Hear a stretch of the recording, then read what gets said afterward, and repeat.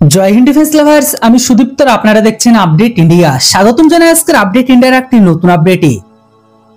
ভারতের বায়ুসেনা আরো ঘাতক হতে চলেছে। ভারতীয় বায়ুসেনার ফাইটার জেট উড়লে শত্রুর বুক এখন থরথর করে কাঁপবে, কেননা ভারতের বায়ুসেনা নিজেদের ফাইটার জেটকে এমন অস্ত্র দিয়ে যুক্ত করতে চলেছে যেটির নাম শুনেই শত্রুর রুহু পর্যন্ত কাঁপতে লাগে। বলা হচ্ছে যে রাশিয়ার ইউক্রেনের যুদ্ধে রাশিয়া এমন অস্ত্রের ব্যবহার করেছে যেমনটা অ্যারো ইন্ডিয়া 2023-এর সময় রক্ষা অনুসন্ধান বিকাশ সংগঠন মানে ভারতের ডিআরডিও কম করে 450 কেজি থার্মোব্যারিক বোমের প্রদর্শন করে, যেটিতে অনেক উন্নত এক্সপ্লোশন আর উন্নত ইথিন যুক্ত আছে। সোজা ভাষায় বললে ভারতের থার্মোব্যারিক বোম বিস্ফোরক ক্ষমতাতে রাশিয়া বা ন্যাটো সংগঠনের কাছে অবস্থিত যে কোনো থার্মোব্যারিক বোমের।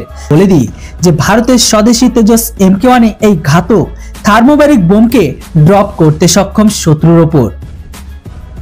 কিন্তু এখন ভারতীয় বায়ুসেনার কাছে 500টি থার্মোব্যারিক বোমকে কেনার সিদ্ধান্তে চীনের রক্ষা জানকারীদের মাঝে ভূকম্প চলে এসেছে বা কম্পন শুরু হয়ে গেছে, কেননা ডিআরডিও খুব তাড়াতাড়ি এই বোমকে বানানো স্বদেশী কোম্পানিকে পুরো টেকনোলজি ট্রান্সফার করার জন্য প্রস্তুত, যেটিতে বানানোর কাজ খুব দ্রুত গতিতে পূরণ করা হবে।